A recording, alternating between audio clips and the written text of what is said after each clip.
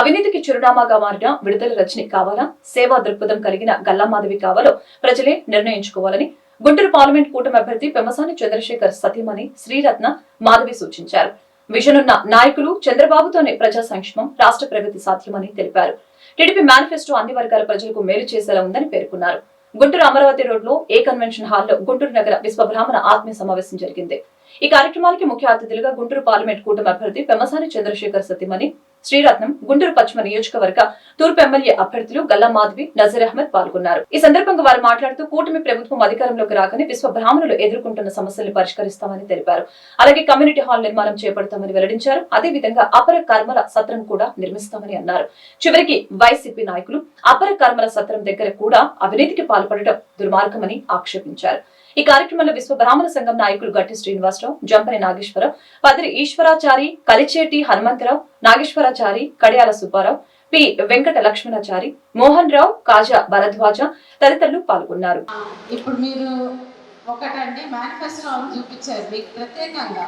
అంటే ఒక పార్టీ ఎంత వివరంగా ఆలోచిస్తే ప్రతి వర్గానికి కులాలకు కూడా వివరంగా మేనిఫెస్టో ఇచ్చింది.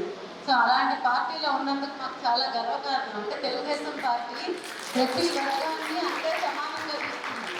నేను మొన్న విశ్వబ్రాహ్మణ వాళ్ళకి కూడా వెళ్ళాను ఆత్మీయ సమావేశానికి. వాళ్ళకి అనుగుణంగా వాళ్ళకి కావాల్సిన విషయాలు అంటే ఎంత ఒక తండ్రిలాగా ఆలోచిస్తేనే అంత వివరంగా మేనిఫెస్టో తయారు చేయగలుగుతారు. అయితే నేను వాళ్ళని అడిగాను, అంటే మీకు మరి ఇప్పుడు ఉన్న ప్రభుత్వం నుంచి కూడా మేనిఫెస్టో వస్తుందా అంటే అలాంటిది ఏం లేదని చెప్పారు.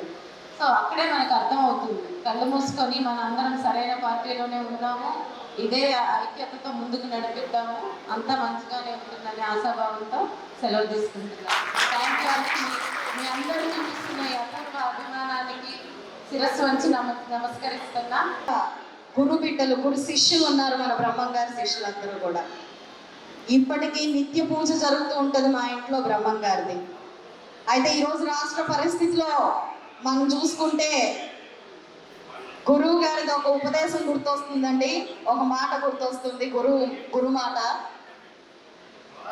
బోధ చేసే గురువు దొరకడు, బాధ పెట్టే గురువు వదలడు అని స్వామివారు చెప్పారు. ఇప్పుడు రాష్ట్ర పరిస్థితి కూడా అలాగే ఉంది. మనల్ని పీల్చుకొని పిప్పి చేస్తూ తినేవాడేమో మనల్ని వదలట్లేదు, మనకు మంచి చేసేవాడేమో మనకి దొరకట్లేదు. 5 ఏళ్ళు ఎన్ని రకాలైన ఇబ్బందులు పడి ఉన్నా కూడా ఈరోజు మళ్ళీ ఓటు ఎవరికి వేయాలి, ఎవరు మనకి మంచి చేస్తారు, ఎవరు మంచి చేయరనే ఒక అనుమానంతో మళ్ళీ మనము ఎలక్షన్లకు వచ్చేసాము. మళ్ళీ వారు వన్ సైడ్ అవ్వాల్సిన పరిస్థితిలో కూడా మళ్ళీ ఒక రకమైన అనుమానంలో మనం కూర్చున్నాం. ఎవరికి వేయాలి ఓటు, అటు చంద్రబాబు నాయుడు గారికి కూటమికి వేయాలా, లేకపోతే మళ్ళీ ఇటు ఫ్యాన్ కేసు మళ్ళీ గెలిపించుకోవాలా అనే ఒక ఆలోచనలో మళ్ళీ ఉన్నాం మనం. అసలు మనకి ఈ ఆలోచన అవసరమా, ఒకసారి మనం ఆలోచించుకోవాలి. ఈరోజు అందరూ కూడా చూస్తా ఉన్నాం, విశ్వ బ్రాహ్మణులు అనే కులానికి సంబంధించినటువంటి వారు మీ చేతిలో ఒక నైపుణ్యం ఉంది.